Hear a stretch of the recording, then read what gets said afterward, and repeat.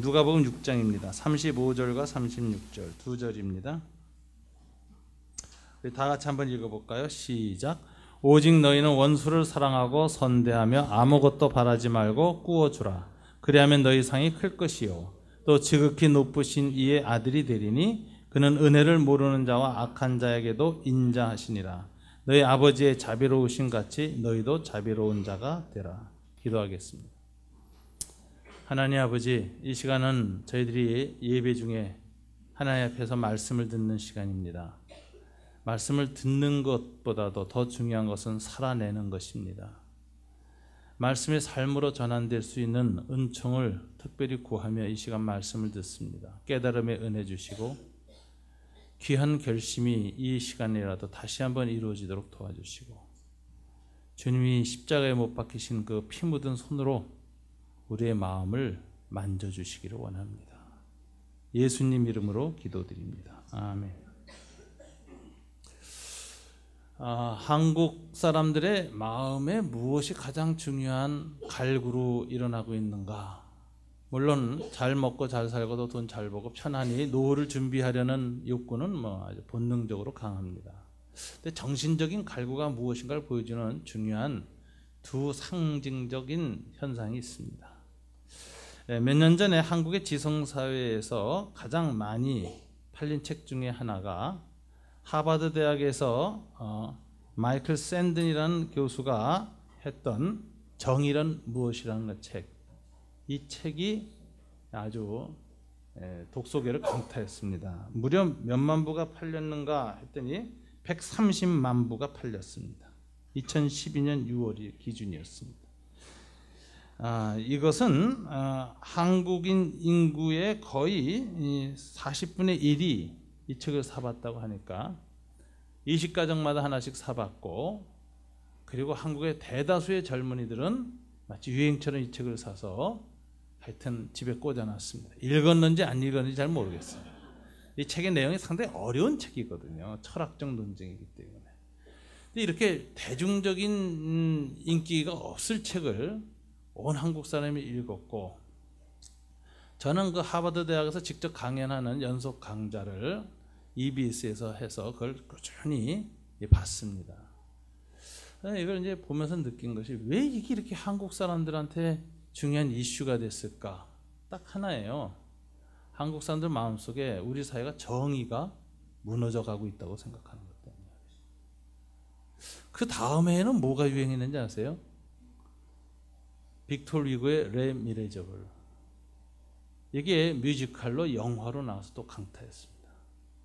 왜 많은 사람이 그 영화를 보고 그렇게 감동했을까요? 우리 사회가 신자유주의 체제 경제하에 들어와서 빈익빈 부익부가 너무 양극화가 심해졌고 사회적 경제적 박탈감을 가진 사람이 굉장히 많이 늘어나서 그 프랑스 대혁명의 그 분위기에 많은 사람이 공감을 한 거예요. 그래서 저는 이 두 가지 이 문화 현상을 보면서 우리 한국 사람들이 먹고 살기 급급하면서도 끊임없이 정신적으로는 뭘 원하고 있는가, 뭘 추구하고 있는가를 우리가 볼 수 있다고 생각합니다. 이런 상황 속에서 이제 다시 예수님 당시로 한번 돌아가서 우리 상황과 대비해 보면 예수님 당시에도 마찬가지였어요. 예수님 당시에는 로마의 식민지 지배하에 있었습니다. 이 당시가 예수님 당시가 이제 로마의 황제제가 들어왔을 때거든요. 그 전까지 로마는 원로원 제도라고 하는 소위 공화정이었어요. 군주제 황제 체제보다는 상당히 그래도 공동체적으로 합의를 만들어가면서 통치하는 시대였는데, 예수님 당시에는 이제 원로원이 무력화됐고 공화정의 이상은 사라졌고 민주주의, 소위 우리가 생각하는 공화주의라는 것은 쇠퇴했고 황제 개인의 권력이 강화된 시대가 되었는데, 이때 그 로마는 너무 초기의 소박함, 건강함을 잃어버리고 화려함과 낭비와 쾌락과 목욕탕 문화로 대표되어지고 네로로 나중에 대표된 그런 사치와 방탕에 극에 달했습니다. 근데 로마의 그 돈이 다 어디서 왔을까요? 놀랍게도 경제사가들은 그 당시 로마 경제를 노예 경제 사회라고 말해요. 밖에 나라 쳐들어가서 군사력 가지고 빼앗고 노예 끌어다가 갖다 노예를 시장에 팔아먹어요. 그 노예는 공짜로 잡아온 거 아니에요. 그래서 팔면은 노예 시장에서 엄청난 돈이 생기죠. 그걸 가지고 군인들, 귀족들이 이것저것 펑펑 쓰고 살아서 노예를 사고 팔므로써 경제가 돌아갔고요. 그다음에 그 노예들이 다 농사짓고 뭐 해가지고 이게 물건도 만들고 중소 그 간의 수공업 같은 게 다 있고 이래가지고 노예 없으면 로마는 무너지는 사회가 됐어요. 이게 노예 경제사회, 수탈 경제사회가 된 거예요. 그래놓고서는 계속해서 더 잘 먹고 잘 살아야 되겠으니까 화려한 건물이나 콜로세움이나 노예 검투장이나 이런 걸 자꾸 지으려면 식민지에 있는 백성들한테 계속 수탈을 해내야 돼요. 그래가지고 너무너무 고통스러운 상황이 이제 식민지에서는 일어나기 시작한 겁니다. 그래서 제국의 영광과 더불어 제국의 변방에서는 신흥과 고통이 끊어지지 않았다. 이게 예수님 당시의 유대사의 현실이었습니다. 그러니까 유대인들 마음속에서는 원수하면 누가 떠오르냐? 로마예요, 로마. 원수에 대한 증오, 원수에 대한 미움이 속에서 부글부글 일어나고 있었고, 예수님이 오늘 말씀을 가르치던 AD 30년, 27년 그 어간에는 바로 예수님이 10살 되던 해에 갈릴리 유다가 대로마 항쟁을 일으켜서 무려 2만 명이 대학살을 당했던 일이 20년 전에 일어났던 상황입니다. 그러니까 이 당시 이 분위기가 아주 그 로마에 대한 증오심이 뿌리 깊게 남아있는 상황이죠. 그 당시 팔레스타인의 유대 인구 한 80만 생각하면은 2만 명이 학살당했다면 전 인구의 40분의 1이 죽었어요. 지금 오늘날 우리 대한민국의 인구로 계산하면 약 100만 내지 150만 명이 대학살로 죽은 거예요. 그 가족들이 대부분 또 갈릴리 지방에 있었습니다. 그러니까 잃어버린 아버지, 엄마 학살당한 오빠, 누나, 동생에 대한 기억 때문에 자다가도 부들부들 떨고 일어나고, 로마인들 생각하면 그 분노와 증오로 덜덜 떨리는 가슴을 갖고 있던 당시의 갈릴리의 백성들에게 오늘 예수님은 산에 오르사 평지에 모인 그들에게 산 중턱에서 설교하시는데, 원수를 사랑하라, 원수를 용서하라, 원수를 미워하는 마음 미움으로 대하지 마라. 이런 가르침을 주면 여러분 어떻겠습니까? 이런 거 받아들이기가 쉽겠어요? 이게 도대체 무슨 소리야? 아마 쉽지 않을 것입니다. 로마에 대한 증오심으로 가득 차 있던 당시의 예수님의 제자들이나 유대인들한테 예수님의 이 말씀은 혁명적인 말이고 실천 불가능한 말이고, 이건 정말 갈등을 불러일으키는 말입니다. 근데 여러분, 이것은 당시 유대인들이나 예수의 제자들에게만 어려운 말이 아닙니다. 오늘날 우리들도 마찬가지. 우리들도 똑같은 딜레마에 빠져요. 이 말을 들을 때마다 이게 도대체 무슨 소리냐? 원수 사랑을 하라는 그 말은 알겠는데 어떻게 사랑해야 되냐 문제로 방법론으로 들어가면 더 어려워집니다. 그래서 이 예수님의 원수 사랑의 계명을 실천하기 위한 실천 방법은 교회 역사에서 수많은 유파에 의해서 이렇게 행동 규범이 갈라졌어요. 논쟁이 많은 거예요. 딜레마가 있는 거예요. 근데 2000년 교회사를 통해서 대강 두 가지 방식으로 원수를 사랑할 수 있다. 정돈이 됐습니다. 이 원수 사랑의 두 방식이 딜레마를 보여주는 본문은 오늘 본문하고 똑같은 본문이 마태복음의 5장에 나오는데요. 마태복음 5장에 보면 오늘 본문에 없는 한 문장이 더 있어요. 근데 이 문장이 배경을 보여주는 거예요. 이렇게 제가 한번 읽겠습니다. 또 눈은 눈으로 이는 이로 갚으라 하였다는 것을 너희가 들었으나 나는 너희에게 이르노니 악한 자를 대적하지 말라. 누구든지 내 오른뺨을 치거든 왼편도 돌려대며 또 너를 고발하여 속옷을 가지고자 하는 자에게 겉옷까지도 가지게 하며 또 누구든지 너로 억지로 오리를 가게 하거든 그 사람과 신리를 동행하고 내게 구하는 자에게 주며 내게 꾸고자 하는 자에게 거절하지 말라. 비교적 오른뺨 때리는 자에게 왼뺨 내미기가 딴 거보단 좀 낫습니다. 뺨 한 번 더 맞으면 되니까. 속은 내 하는 자에게 겉옷줄까지도 주는 거, 이거 뭐 좀 어렵게 하자. 그냥 빨고 벗으면 돼요. 몸매 좋은 사람은 또 쉽습니다. 예. 또 구하는 자에게 주며 꾸고자 하는 자에게 거절하지 말라. 뭐 할 수 있는 한에선 꾸어줄 수 있습니다. 근데 이 기절 중에서 나머지는 대부분 좀 개인적인 관계 속에서의 원수 사랑을 이야기했는데, 묘한 기절이 억지로 오리를 가게 하거든. 이 기절입니다. 이게 아주 난해 기절 중에 하나죠. 이게 무슨 얘기냐? 예수님 당시 유대는 오랫동안 외국의 지배를 받은 연속 속사가 있었습니다. 바벨론, 페르시아, 그리고 로마로 들어왔죠. 중간에 이제 헬라 제국의 지배도 받았지만, 그리스 제국에. 그런데 페르시아 지배를 받을 때부터 강제징용법이 생겼어요. 그래서 이 제국의 군사나 통치자가 피지배를 받고 있는 식민지 백성에게 너 하고 말만 하면 아무 이의 없이 무조건 오리를 짐을 지고 가야 돼. 이게 오리법이라는 거예요. 이게 강제징용법이에요. 그럼 예수님의 원수 사랑을 적용할 때 앞에 애들은 개인 차원이란 말이에요. 비교적 괜찮은데 이렇게 불의하고 악한 법이나 체제가 악한 것을 요구하는데 예수님이 심리를 가져라 이랬거든. 이걸 어떻게 적용해야 되냐, 이게 무슨 얘기야?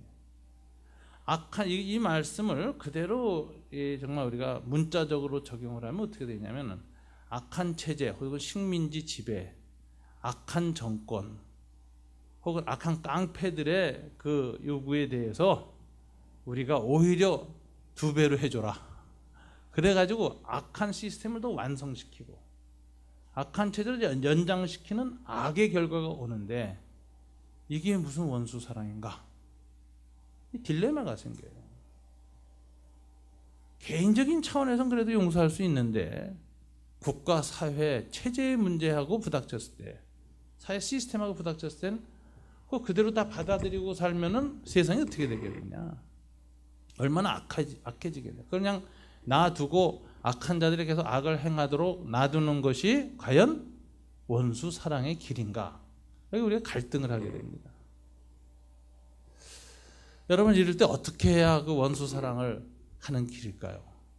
그래서 성경에는 대체로 기독교 교회 사가가 교회의 역사를 보면 2가지 이론이 나왔습니다. 하나는 악을 행하게 만드는 그 시스템이나 그 체제 혹은 국가, 사회는 사랑을 베푸는 것이 아니다. 거기엔 사랑보다 뭐가 중요하다? 정의가 중요하다. 사랑이라는 것은 인격에게 베푸는 거다. 사람한테만. 인격이 없는 사회나 국가나 시스템에 대해서는 오히려 정의를 행하는 게 사랑 실현이다. 사랑의 사회적 표현은 정의다. 이렇게 정의를. 그래서 사람들이 그 악한 시스템이나 법이나 구조 때문에 악행을 계속하지 못하도록, 원수 행위를 묵살하도록 근원적으로 정의로운 사회의 정의로운 구조를 만드는 것이 근원적인 원수 사랑이다. 그러므로 정의를 행해야 된다. 그래, 이렇게 얘기하는 겁니다. 다만 이것이 시스템이 고쳐지기 전에 그 시스템의 노예가 돼서 앞잡이 노릇하는 사람들, 로마에 이런 악행을 하는 사람들 개인에 대해서는 용서하라. 개인에게 보복하지 마라. 그 개인도 그 악한 시스템에 의해서 끌려다니는 죄인이라는 불쌍한 사람이라는 생각을 가지고 그들의 악행을 더 계속 못하도록 근원적인 구조를 바꿔라. 그래서 이렇게 비인격적인 사회와 인격적인 인간에 대해서 태도를 둘로 나누어서 접근하는 게 원수사랑이다. 원수사랑의 2방식. 그래서 이제 그러면 이렇게 시스템, 국가, 사회의 악한 구조를 바꾸는 데는 사랑으로는 못 바꿔요. 이런 구조는 인격이 아니기 때문에 감화, 감동, 양심의 갈등이 없어요. 구조라는 비인격체는 한 번 시스템이 작동되면 점점 더 강하게 시스템이 가는 경향이 있어. 그래서 구조를 바꾸려면은 이것은 양심에 호소하거나 눈물로 호소해서 바뀌어지지 않는다는 거예요. 오직 뭐가 필요하다? 힘이 필요하다. 그래서 이게 악한 구조를 바꾸기 위한 저항하는 힘이 필요하다. 정당한 힘이 필요하다. 그래서 이 힘을 행사해야 된다는 거예요. 그래서 이 힘을 행사하여 하나님의 다스림에 알맞은 세상으로 변혁, 개혁, 바꿔나가야 한다는 거예요. 법도 바꾸고 경찰제도, 군사제도, 사회의 모든 이 제도를 좋은 쪽으로 힘을 사용해서 바꾼다. 그런 힘이라는 건 어떻게 나오느냐? 첫째는 시민의 힘이죠. 시민사회에서는. 두 번째 뭐 선거의 힘이죠. 투표 이런 것도 힘입니다. 뭐 여론조사 이것도 힘입니다. 국민청원 이런 것도 힘입니다. 여러 가지 힘을 조직해서 힘을 가지고 바꾸는데 이 힘을 칼빈이나 어거스틴은 뭐라고 말했느냐? 정당한 힘, 정의를 시행하는 힘인데 그러려면 이 힘이 통제가 돼야 돼요. 힘을 가진 사람이 절제력이 없어지면 쉽게 폭력으로 바뀌어요. 그래서 영어로는 이걸 구분합니다. 하나님 나라를 이루기 위해서 정의로운 힘을 사용하는데 이 힘을 영어로 force, F-O-R-C라고 표현하고요. 그 다음에 힘을 사용하는데 이것이 통제가 안 될 때를 폭력, violence라고 이렇게 딱 둘을 구분을 해요. 이 포스라는 건 군대의 힘 같은 거죠. 경찰의 힘, 검찰의 힘, 또 뭐 교도관들의 힘 이런 것들 같은 것처럼 이게 이 법에 의해서 절차에 의해서 통제가 가능한 힘. 이것이 그나마 정의를 실현하는데 좀 쓰임이 되는 것이지 이 힘이라는 게 통제력을 상실하면 처음에는 아무리 정의로 해서 시작했어도 나중에 통제력이 없어지면 폭력이 된다는 거예요. 그래서 저 힘이 폭력으로 변하지 않도록 하면서 그 힘을 사용해서 시스템을 바꿔나가야 된다. 그래서 이런 것을 저항하는 힘 혹은 정당한 힘이라고 합니다.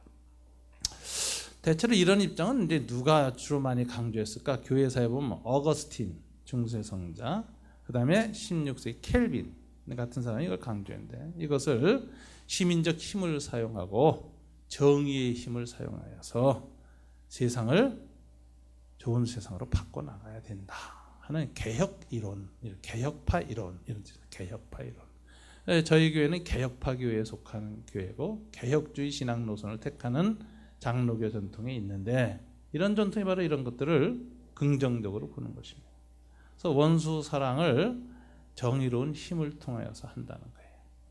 이건 이제 국내에서만 그렇지 않습니다. 그래서 이제 이런 입장을 가지면 국내에서 정당한 공권력, 즉 경찰이나 검찰이나 군인의 힘, 이건 그리스도인이 얼마든지 그 직분에 취임해서 검사가 되거나 판사가 되거나 경찰, 군인이 되어서 그 힘을 바로 쓰는 건 좋은 것이고 하나님 나라에 유익한 것이고 성도가 거절할 일이 아닙니다.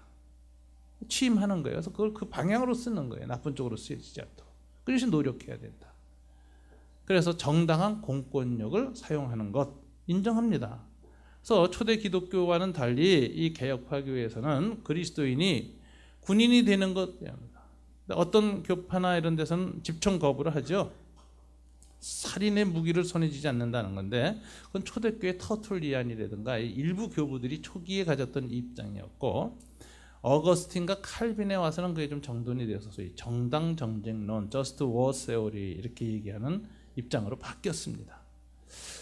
이 이론에 따르면 국내법의 절차에 의해서 이 정당한 힘을 사용해서 사회를 아름답게 만들고 건강하게 만들고 정의롭게 만드는 게 원수가 원수 행동을 못하도록 만드는 근원적 처방이다. 국제사회에서는 어떻게 될까요?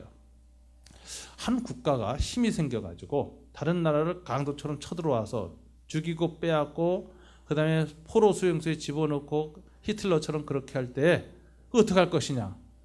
오리 쳐들어오면 심리까지 물러나줘라. 이러면 안 되잖아요. 임진왜란 부산에 쳐들어왔는데 서울까지 물러가줘라. 이거 아니잖아요. 어떻게 해야 될 것이냐? 힘을 사용하여 국제적인 강도의 힘을 억제하고 제재하고 그런 행위를 못하도록 해야 된다. 그래서 이게 국제 평화를 위해서 평화 유지군을 창설하고 그리고 그런 사람들이 권력을 갖지 못하도록 그 정권을 해체하고 그렇게 해서 전쟁을 해서라도 막아야 된다. 이게 이제 국제법 이론이라는 것인데 이 국제법 사상을 주창했던 모든 사람들은 칼빈의 제자들이었어요.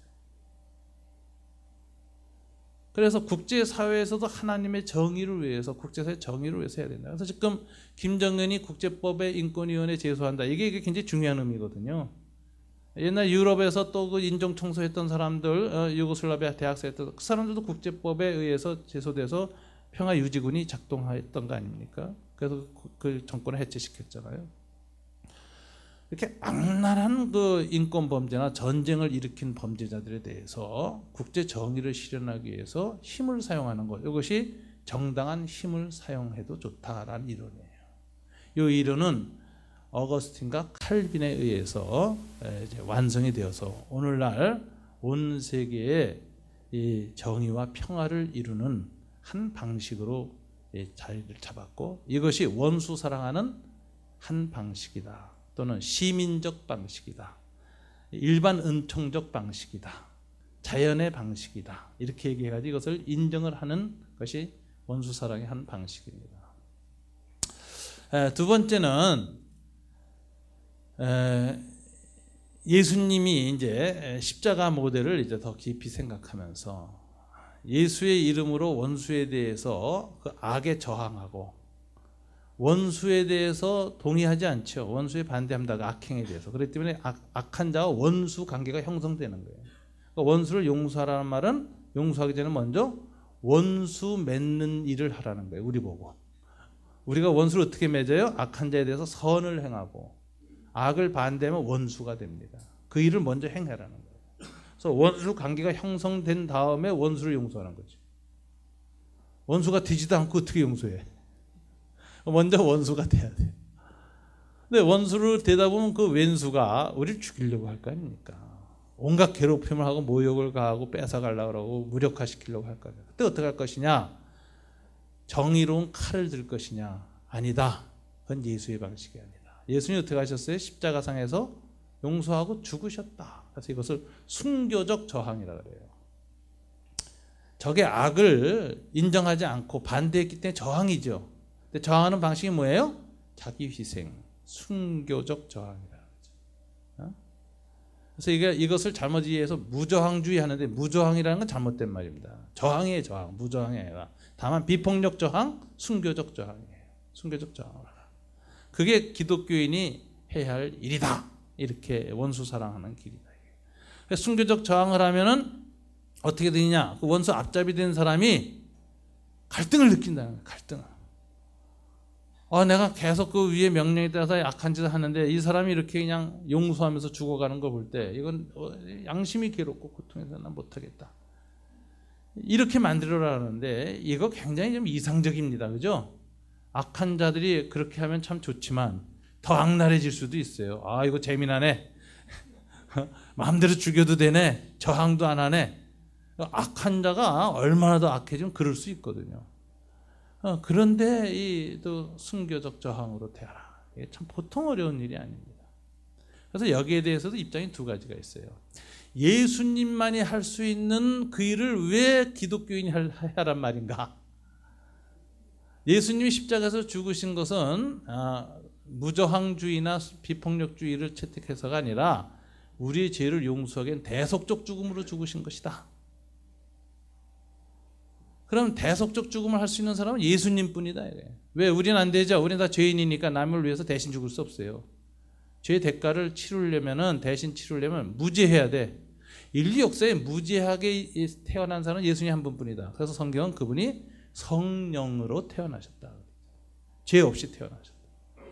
그래서 그분만이 십자가에서 희생적 죽음으로 우리의 죄를 용서하실 수 있는 유일한 분이기 때문에 그분만이 그렇게 죽는 거지 거듭난 그리스도인이 다 똑같이 이렇게 예수님처럼 십자가에 매달리는 방식을 택한다는 것은 지나친 적용이다.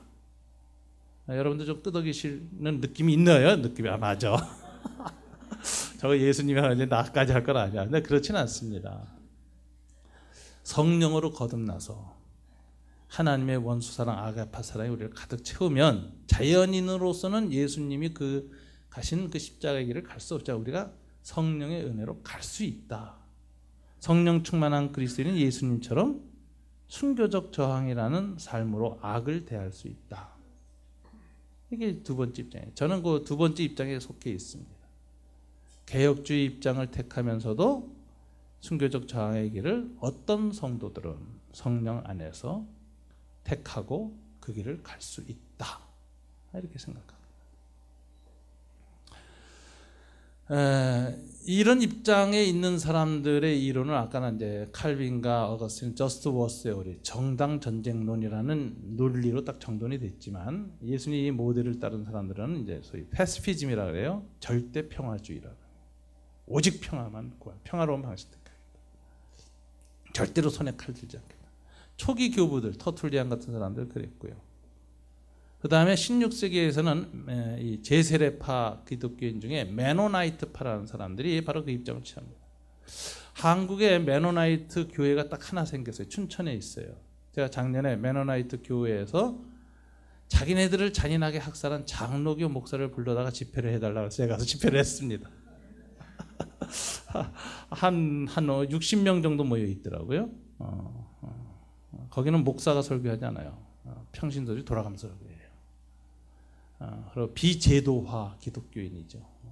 아주 그 독특한 공동체인데 제가 가서 예수의 십자가의 길이라는 주제를 가지고 이제 4일 동안 성경 강해를 했어요. 굉장히 서로가 대화를 참 많이 했는데 이 메노나이트 교단은 절대로 비폭력의 길을 갑니다. 다 죽을지언정 희생당할지언정 손에 칼을 들지 않겠다.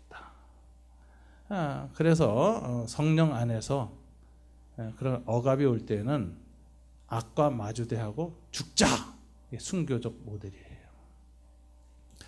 여러분 이거 설명해 준 아주 좋은 영화가 있어요. 이미 다 보셨을 텐데 오래된 영화인데 미션이라는 영화 아시죠? 거기 보면 스페인 군대가 마지막에 남미의 그 한 인디안 마을에 쳐들어옵니다. 전부 크리스찬들인데 개종된 크리스찬이잖아요. 근데 스페인 군대의 침공과 대학살 앞에서 그 원주민 크리스찬들이 어떻게 반응해야 될 것인가를 놓고 두 사람의 의견이 갈라집니다. 같이 선교해도 한 사람은 이제 멘도사 수사라는 사람인데 이 사람 평신도예요. 그 전에 노예 사냥꾼이었어요. 칼도 잘 쓰고 총도 잘 쏴요. 이 사람이 그걸 다 내려놓고 회개하고 예수님 앞에 수도사가 되어서 살았는데 스페인군이 쳐들어올 때 어떻게 해야 저 앞에 맞을 것인가? 다 그냥 죽을 것인가? 아니다.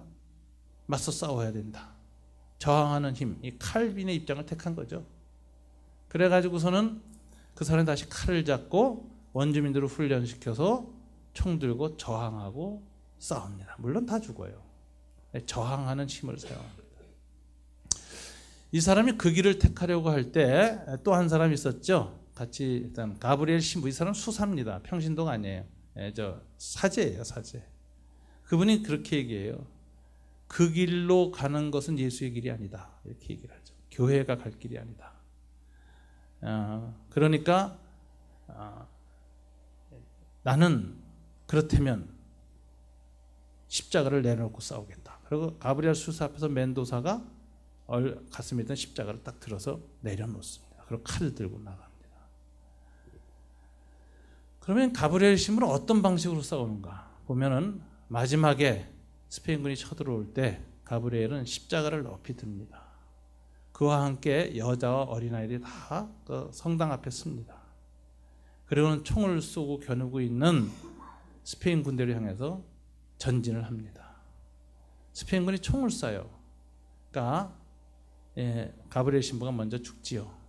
근데 그 다음에 신비한 장면이 나와요. 그렇게 가브리엘 신부가 죽고 엄마 아이들이 앞에서 총에 맞아 죽어가면 나머지 아이들이 다 도망가야 되거든요. 근데 그 영화 보면 그러질 않아요. 한 아이가 그 십자가를 또다시 듭니다. 그리고 그 아이들이 죽음을 향해서 조금도 동요 없이 찬송을 부르면서 앞으로 나아가요. 저는 이건 정말 성령의 기적이라고 봐요. 있을 수 없는 일이 그 아이들의 영혼과 마음속에 공포가 없는 평화가 임한 거예요. 그래서 그게 정말 성령의 행진이다. 부활 행진이다. 생명의 행진이다. 사랑의 행진이다. 기적이 일어나는 거예요. 쫙 들어갑니다. 근데 이 장면 혹시 좀 이제 영상을 떼어놨는데 한번 좀 혹시 영화 기억이 나시는 분도 있죠? 안 나실 텐데. 예. 여기 이제 지금 가브리엘 신부가 십자가 들고 지금 스페인군 앞으로 가는 장면이거든요. 예, 다 죽죠. 근데 이렇게 다 죽는데 문제는 마지막 장면이에요. 멘도사가 칼 들고 싸우다가 이제 죽어가면서 끝까지 뭘 쳐다보냐면은 교회의 방식은 따로 있다는 그 가브리엘 신부가 도대체 어떻게 싸우는가를 응시하는 장면이 나와요. 예, 죽어가면서 바라봅니다. 근데 여기 이 십자가가 다시 걸려 있어요. 이 영화의 반전이에요. 이게 마지막 메시지예요. 멘도사가 자기가 칼을 들고 싸웠지만 여전히 자기 속에 무슨 자아가 남아있죠? 크리스찬 자아가 남아있어요. 십자가를 들고는 칼을 들 수 없다는 말씀 앞에서 십자가를 내려놨지만 그는 여전히 한쪽에는 조금 전에 싸웠던 시민적 자아를 가지고 싸웠지만 그 안에 있는 자아 속에는 근원적으로 그리스도인의 자아가 있는 거죠. 그 문제를 해결 못해서 어떻게 싸우라는 말인가? 교회는, 예수는 세상에 대해서 마지막 응시를 하는데 가브리엘 신부가 그렇게 죽어가는 모습을 보면서 죽습니다. 저는 이 마지막 이 표정이 머리를 끄덕인 건지 뭔지 잘 모르겠어요. 저도 뚜렷하진 않아요. 그런데 저는 암시가 다시 걸린 십자가, 이게 저 사람 속에 있는 무엇인가를 보여준다, 이렇게 생각합니다. 이 두 사람의 길, 이것은 역사적으로 교회가 원수 사랑에서 택해온 두 길입니다. 이 두 길에는 딜레마가 있어요. 크리스찬 자아를 놓고 시민적 자아를 가지고 악에 대해서 시민적 힘을 사용해서 정의 실현함으로써 원수를 사랑할 것이냐, 아니면 예수님의 방식으로 십자가에서 희생적, 순교적 저항을 하고 죽어감으로써 할 것이냐. 이 둘은 선택이에요. 나는 어떤 걸 택할 것이냐. 여러분 각자 여러분 속에서 이런 상황에서 난 어디를 택할 것인가, 갈등을 좀 한번 하실 시간이 필요합니다. 많은 분들은 아마 이럴 거예요. 난 도저히 두 번째 길은 못 가. 자신 없어. 난 차라리 싸우다 죽을래. 내 아이와 내 자식을 내가 지키다가 죽어갈지언정 저렇게 못해. 그래서 저는 선택이면서 동시에 저는 그렇게 부르심이다. 하나님의 부르심으로만 저 둘 중에 어느 한 길을 갈 수 있다. 특별히 후자에게는 강력한 성령의 부르심이 필요하다. 좀 하기가 쉽지 않은 것이다. 이렇게 생각합니다. 역사적으로는요, 누가 후대에 더 큰 승리를 거뒀는가? 만일 모두가 칼 들고 멘도사처럼 저항했다면 나중에 스페인군은 이렇게 말했을 겁니다. 저놈들이 총칼 들고 기다리고 있기 때문에 우리가 어쩔 수 없이 다 죽였다. 정당화를 했을 거예요, 자기네 행동을. 근데 스페인 병사들이 돌아가서 교회에 가서 다 고해성사래요. 무장도 안 하고 예수 십자가 들고 있는 예수님의 뒤를 따른 진정한 그리스도인들 내가 다 쏴 죽였노라고, 명령 때문에. 그래가지고 나중에 그 일을 저지른 사람들이 다 정죄당하죠. 역사는 칼 들고 싸우는 거와 십자가의 순교적 모델 중에 뭐가 더 큰 영향을 끼쳤는가? 가브리엘 신부의 길이 훨씬 더 큰 가마력과 영향력 끼쳤습니다. 이게 증인으로서의 삶, 십자가 증인의 삶을 살았다는 거죠. 굉장히 어려워요. 광주 때는 전두환 군대가 이제 시민군을 진압하기 위해서 탱크를 몰고 돌아올 때 세상에 알려지지 않은 한 사건이 있었습니다. 지금도 혹시 인터넷에 찾아보면 있을 거예요. 캐톨릭 신부들이, 다는 아니에요, 소수 신부들과 수녀들이 진압군이 들은 탱크 앞에 사제복을 입고 나란히 앉아 있었어요. 탱크가 깔고 지나가지 못하게. 마지막도 협상을 하라고 촉구했어요. 탱크가 오는데 바로 코앞에서 멈췄거든요. 차마 깔고 가지 못해서. 저는 그 장면을 생각할 때마다 내가 광주에서 목사였으면 어떻게 했을까? 성령이 강하게 역사하면 그 자리에 같이 가서 앉아 있었겠죠. 자신 없습니다. 어떻게 했을지 저는 모르겠습니다. 근데 참 우리 한국에도 이런 일이 있었어요. 이 역사의 고비고비마다 이런 일이 있습니다. 여러분 개인 생활 속에서도 그래요. 옆집 사는 사람이 아주 못되게 구는 거야. 그럼 탁 시청에다 고발할 것인가 용서할 것인가 또다시 웃어줄 것인가. 우리 날마다 선택을 해야 돼요. 근데 악에게 악으로 대항하지 않고 증오에 증오로 대항하지 않는 길, 이 두 길이거든요. 적이 악행을 못하도록 근원적으로 막는 일과 현재 악행을 하고 있는 그 사람에 대해서는 그거하고 분리해서 용서하고 증오로 대하지 않는 사랑의 감동과 감화를 전하는 방식, 이 두 가지가 다 우리의 선택이며 성령의 도우심을 구하는 일입니다. 그래서 우리의 일상생활에서 항상 우리 인간의 이 부패한 본성 속에서 보복감이 있잖아요. 복수심, 이 복수심을 넘어가는 것, 이거 참 매일매일 해야 할 선택이며 하나님께 은혜를 구해야 할 부르심 중에 하나입니다. 하나님 어디로 부르셨습니까? 한 번 더 용서하라고요? 아멘. 그래서 바람피는 남편도 용서하는 거고 그러고 사는 거예요. 그렇지 않으면 그 오해피데인가 영화처럼 최민식이처럼 바람피는 아내 죽인다고. 제가 그 영화 보면서요 깜짝 놀랐어요. 나라도 죽이겠다. 그 최민식이의 그 복수에 대해서 내 공감을 하더라니까. 막 저렇게 배신하고 저렇게 그런데 저렇게 죽일 수 있겠다. 그 복수심이라는 게 얼마나 인간의 내면 속에 있는 것인가. 원수는 멀리 있는 사람은 원수가 안 돼요. 가까이 있는 사람은 원수입니다. 하루하루 배신감과 분노를 일으키고 나에게 상처를 주는 아주 가까운 사람에게 날마다 난 어떻게 대할 것인가 기도하면서 악을 행하게 하는 문화나 구조나 이런 것들을 고쳐나가는 정의로운 힘을 실현하는 일에 우리가 애쓰면서도 동시에 그 와중에서 여전히 인격적으로 오염돼서 악을 행하는 그 사람을 용서해 나갈 수 있는 이 두 힘, 이게 정의와 사랑의 힘이라는 거죠. 이걸 하나님 앞에 구하는 거예요. 이걸 행할 수 있게 해달라는 거예요. 거기에 하나님의 평화가 있다.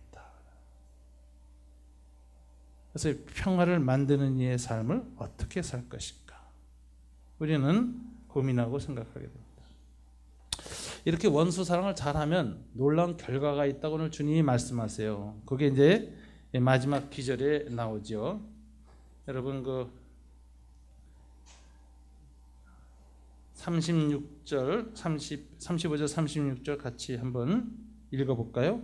오직 너희는 원수를 사랑하고 선대하며 아무것도 바라지 말고 꾸어주라. 그리하면 너희 상이 클 것이요 또 지극히 높으신 이의 아들이 되리니 그는 은혜를 모르는 자와 악한 자에게도 인자하시니라. 너희 아버지의 자비로움 같이 너희도 자비로운 자가 되라. 여기 원수를 사랑할 때는 세 가지 결과가 주어진다 그래요. 생각해 볼 만. 첫째는 상급이 있다. 이것은 이 세상에서만 아니라 영원한 하나님 나라의 상급이 있다 그래요. 그래서 이 세상의 현세적 삶만이 삶이라고 생각하는 사람은 원수 사랑 못합니다. 끝이니까. 그런데 내세가 있다, 죽음 후에 영원한 세계가 있다고 믿는 사람은 이 땅에서 육신을 가는 동안 원수 사랑하다가 손해를 보고 희생을 당하고 순교자적 죽음을 당하여도 그걸로 끝이 안 나고 영원한 상이 있다는 걸 내다볼 때 이 길을 갈 수 있다는 거예요. 그래서 원수 사랑은 종교의 길입니다. 이건 영성의 길이에요. 이건 인간의 자연스러운 육신의 성품으로는 못 가요. 죽음 앞에서 더 이상 행할 힘을 잃어버려요. 근데 죽음을 넘어서는 내세성에 관한 신앙이 있는 사람들은 오늘 주님의 말씀에 대해서 상급이 클 것이다. 그 말 때문에 죽음도 넘어갈 수 있는 이런 것이 생깁니다. 신앙이 중요하다는 거죠. 두 번째는 너희가 하나님의 아들이 될 것이요. 또 마태복음은 너희가 하나님의 아들이라 일컬음을 받을 것이요. 이렇게 해요. 누가 누구를 이렇게 평합니다. 네가 그분 아들이야? 아무개 선생님 아들이야? 과연 그 선생님 아들답군. 이런 표현은 무슨 소리예요? 행동이나 인격이, 삶이 아버지의 DNA를 잘 받아냈다.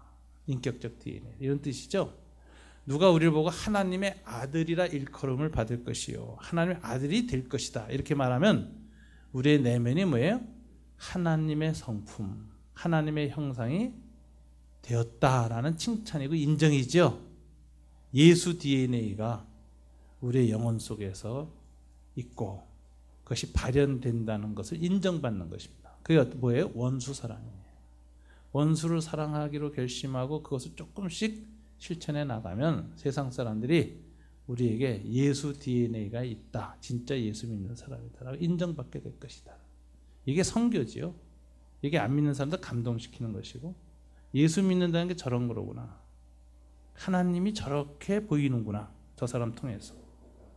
이렇게 느끼게 하라. 이게 두 번째 결과입니다.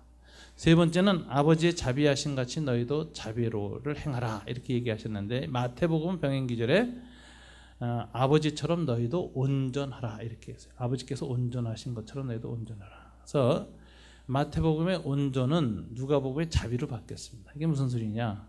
기독교인이 온전해진다. 온전해진다는 건 성숙해지고 완전하다는 뜻이에요. 애가 태어났을 때 눈, 코, 귀, 손가락, 발가락 10개씩 다 있는 게 완전한 거예요. 그죠? 근데 그것 가지고 성숙하다 그러진 않죠. 커서 몸도 커지고 마음도 커져야 성숙하다 그래요. 그래서 모든 걸 잘 구비했고 그리고 성숙이 주어졌을 때 온전하다 이렇게 얘기해요. 그럼 아버지께서 온전하신 것은 자비, 그 자비의 길이거든요. 그래서 너희도 아버지의 온전한 모습을 이루려면 하나님 형상을 이루려면 너희도 자비하라. 그래서 온전의 길이 뭐냐? 자비의 길이다. 이렇게 무한히 원수를 용서하는 쪽을 자꾸 택해 나가고 그 인격의 힘이 점점 커지면 집에서 소리 지르는 것도 좀 줄어들고 남자들은 그 소리를 잘 질러요. 화가 나면 소리로 증오와 답답함과 속상을 막 발출시키잖아요. 그래서 애들이 항상 그래요. 우리 아빠 소리 좀 지르지 못하게 해주세요. 우리 손자가 그래 저한테. 우리 아빠 소리를 지른대 소리를. 근데 이제 이것도 자꾸 연습하면 소리 덜 지르고 의사표현을 하는 훈련도 되어지고 이런 그 폭력적인 표현들, 폭력적인 충동들을 조절할 수 있는 힘을 날마다 키워져 가는 것이 온전의 길이다. 완성이에요. 완성. 하나님의 형상을 이룬다는 건 그것이다. 주님이 그래서 원수를 사랑하라 그걸 자꾸 하다 보면 어떻게 돼요? 세 가지 결과가 있다. 하늘의 상급이 크고 하나님의 아들이라고 인정받게 될 것이고 그 성품이 생기고 그리고 너희는 완전해질 것이다. 완전에 이르는 길. 뭐 제자 훈련 받거나 무슨 공부 열심히 해서 완전해지지 않습니다. 끊임없이 우리 속에 있는 증오, 폭력, 본능적인 방어력을 넘어가는 힘, 이걸 안에서 키워갈 때 우리는 온전하게 됩니다.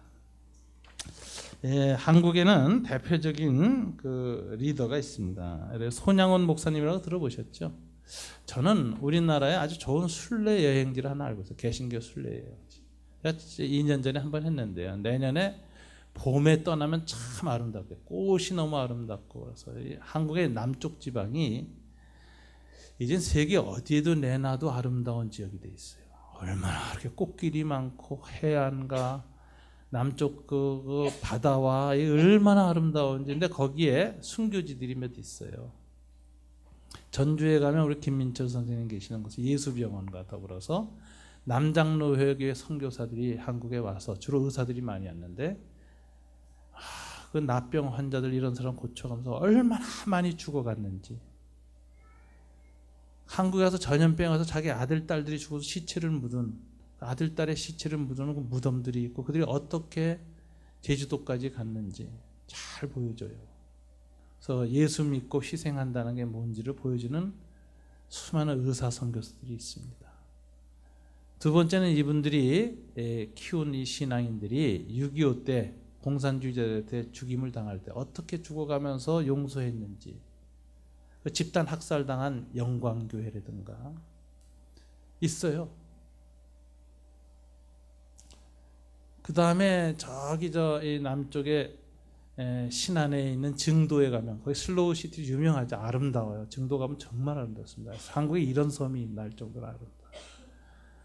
거기 가면은 거기 문중경 전도사님, 이분이 선결교 여자 전도사로서 복음을 전하고 그리고 거기에서 순교를 당하셨는데, 이분의 그 신앙의 은혜를 받아서 어렸을 때 거기에서 감동받아서 예수 믿은 사람이 CCC의 김중근 박사님.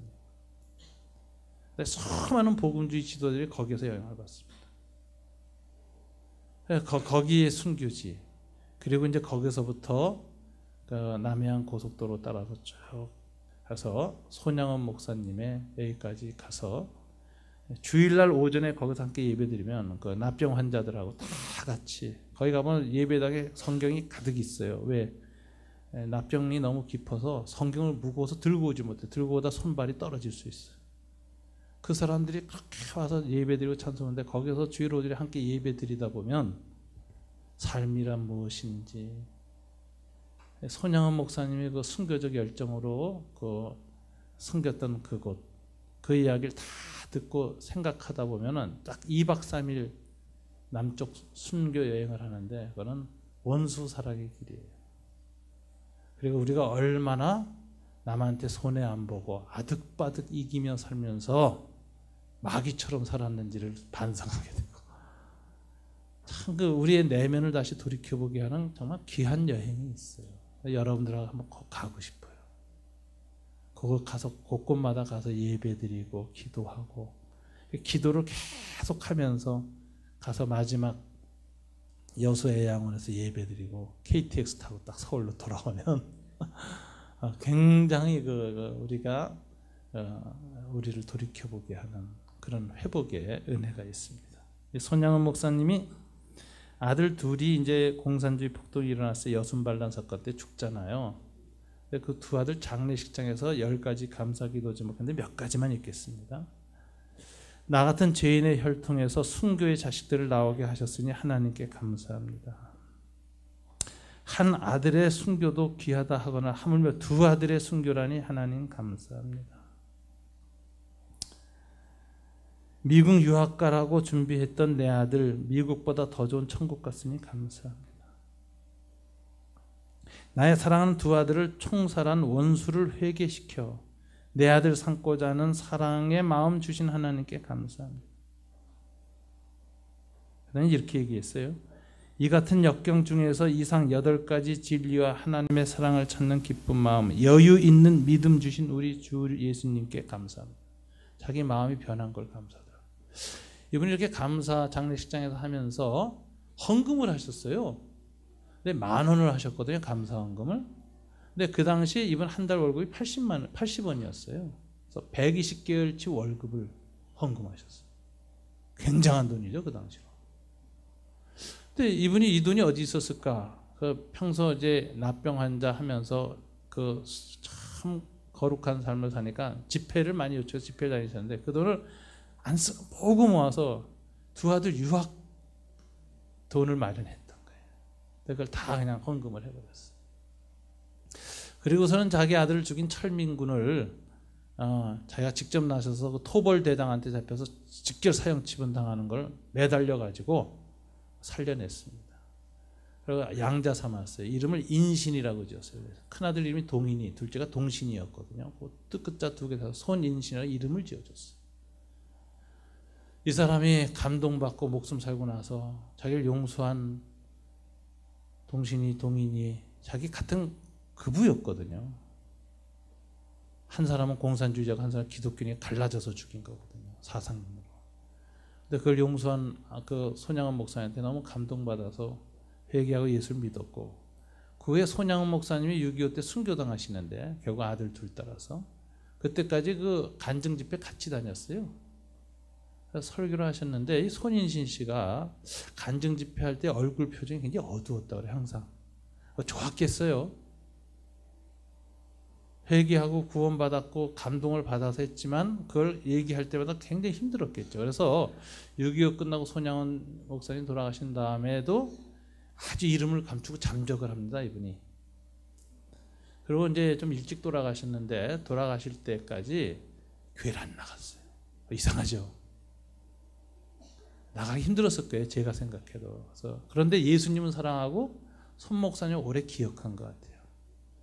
그분의 아드님이 지금 장로회 신학대학 졸업해서 통합청 목사에서 강원도에서 목회하고 계십니다. 근데 그분이 목사가 된 이유를 이렇게 말해요. 돌아가시기 전에 아버지가 자기를 꼭 붙들고 너만이라도 목사가 돼서 내가 감당하지 못한 예수님의 사랑의 빛을 좀 전해다오. 그래서 목사가 된노라. 내가 보니까 그분은 돌아온 탕자였어요. 교회를 안 나갔지만 하나님을 사랑하는 갈구를 가지고 인생 광야에서 아버지 품에 안긴 사람이에요. 저는 참 우리 한국교회에 이런 손양원 목사님 같은 분을 주셨다는 건 큰 축복이라고 생각합니다. 우리가 요즘 살면서 너무 각박해졌어요. OECD 국가 중에 가장 경쟁률이 높고 자살률이 높아요. 사회적 분노가 가장 많이 팽배해 있어요. 사람들이 분노에 시달리고 있어요. 그리고 이제 조급해졌고 마음의 분노를 표현하는 일을 절제를 못해. 그래서 여기저기서 살인사건 나고 이 말도 안 되는 살인사건이 터지잖아요. 자살을 하고. 이 죽음의 문화가 우리 한국 사회를 꽉 채우고 있습니다. 이때 빛이 되고 소금이 되는 삶 딱 하나예요. 예수님의 원수 사랑. 이걸 깊이 마음속에서 다시 드러내는 교회가 되고 그리스도인이 되고 그런 공동체가 될 때 우리는 세상에 다시 희망이 될 수 있을 것입니다. 저와 여러분이 이와 같은 삶을 살기로 함께 기도했으면 좋겠습니다. 우리 시간 기도할 때 반주는 주님과 같이라는 반주를 해주시고 주님만이 내 마음을 만져주실 수 있습니다. 십자가에 못 박히신 그 피 묻은 손만이 내 마음의 분노와 증오, 미움을 가라앉힐 수 있습니다. 주님 손길로 치료해 주십시오. 우리 다 같이 기도하겠습니다. 아버지 하나님 감사합니다. 이 시간 주님의 말씀을 듣고 우리의 마음을 이 시간 제단 앞에 올려놓았습니다. 상처, 미움, 증오, 분노로 가득 차 있는 마음 주님만이 어루만지시고 치유하시고 회복시킬 수 있습니다. 주님께 맡깁니다. 주님 받아주옵소서. 예수님 이름으로 기도드립니다. 아멘. 우리 다 같이 일어나셔서 미움과 증오와 분노가 가득한 세상으로 파송을 받습니다. 아버지께서 나를 세상에 보내신 것 같이 나도 너희를 세상에 보내노라. 지금은 우리 주 예수 그리스도의 은혜와 하나님 아버지 사랑하심과 성령님 감화 감동하심 주님과 같이 내 마음을 만지시는 이는 없다고 고백하며 세상을 향하여 다시 사랑의 행진을 계속하기로 결심하는 우리 광교산울교회 모든 교우들의 삶 위에 일터 위의 가정 위에 남은 생애 위에 지금부터 영원까지 함께 계실지어다. 아멘.